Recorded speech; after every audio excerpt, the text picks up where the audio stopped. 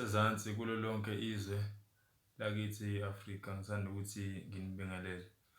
Isiphandula samahasha ambalabala angeke uzawuqonda kanjani ukhozera gojile kamtshize kambaka khoze uphaphela endlondlo inyakaze emkhamazeni jabule nezinsizwa. Siphakamise uprofessor wangubo umlando nesintu.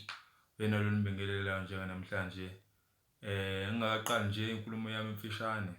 Ngisanda ukuthi ngibongele izwe lakithi laseNingizimu Afrika ngesigaba sesikuso njengamanje level 1 sokuthi entweni eningi sesikhululekile.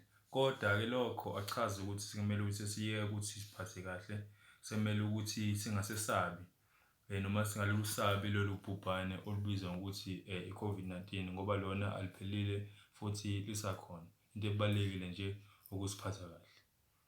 Namhlanje bengifisa ukuthi sike sibheke amagama noma izibongo zabantu. Sikuveze lokho sicacise ukuthi igama lomuntu lumlando wakhe. Igama lomuntu lisitshela ngayo yonke into ukuthi umuntu ungubani, uhlobo lweni lomuntu, uqhamuka futhi kusiphi isizwe. Ungaba nelinye igama la kwesinye isizwe kodwa ngicabanga ukuthi kubalekile ukuthi khona igama esizokwazi ngalo ukuthi wena uba njengoba nami nje ngusiphakamiso igama lelo lesiZulu kuyavela ukuthi ngumZulu. Uprofessor igama lesingisi kodwa usiphakamiso ohleli ukuthi lo umZulu. Umuntu makuthiwa igama lakhe uTebogo uyazi ukuthi mhlawumbe umNtswana noma umSuthu. Umuntu mhlawumbe isibongo sakhe wakanayido uyazi ukuthi lo muntu lo ungenzeka ukuthi uyiNdiya.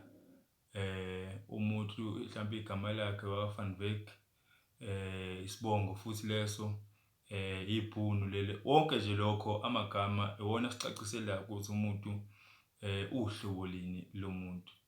Bengifisa ke sike sibheke la encwadini yeBhayibheli ukuthi sinakho lokho kakhulukazi thina abantu abamnyama ukuthi uma kukhulunywa ngeBhayibheli noma mhlambe safundiswa lokho ukuthi uma kukhulunywa ngeBhayibheli suke kukhulunywa ngabantu bakwezinye izizwe noma esinye isizwe leso asixhumi thina. Kodwa kucaca ngokusobala futhi nomlando uyasho ukuthi thina ama-Afrika siyindlu kaHamu. Ubani ke uHamu?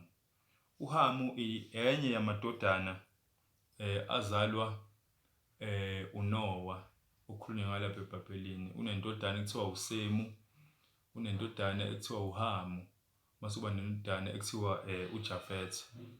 Kuthiwa leli ke lizwe lase-Afrika elikaHamu ngoba wathi uma esefikile ezweni laseGibhithe la khona abela khona amadodana yakhe. Wayenamadodana yakhe ngezimpi la esuka khona. Unendodana yakhe ekuthiwa uFuthi, uKhushi, kube uMizramu, mase kuba uFuthi.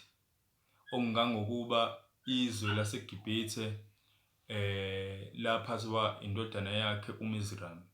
Okungangokuba amaSulumane lawa ase-Asia izwe laseGibhithe alibiza ngokuthi iMizramu. Ngiyaphike nalenkulumo yami ngiye ekuthenini ezweni laseGibhithe kwaphatha inkosi igama layo uShaka. Lelo gama lelo lifana ncamashi nenkosi yakithi iLembe leqamanya amaLembe ngokukhalipha uShaka Zulu.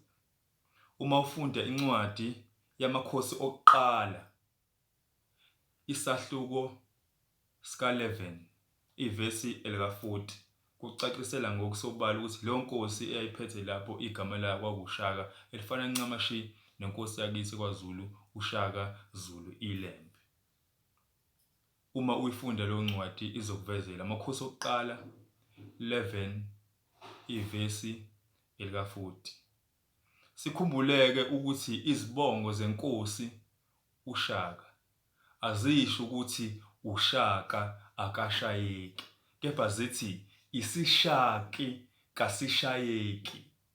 Uma uyifunda leyo ncwadi ithi uJerobhowamu wabalekela ezweni laseGibhithe kusishaki. Izibongo zenkosi uShaka zithini? Isishaki kasishayeki.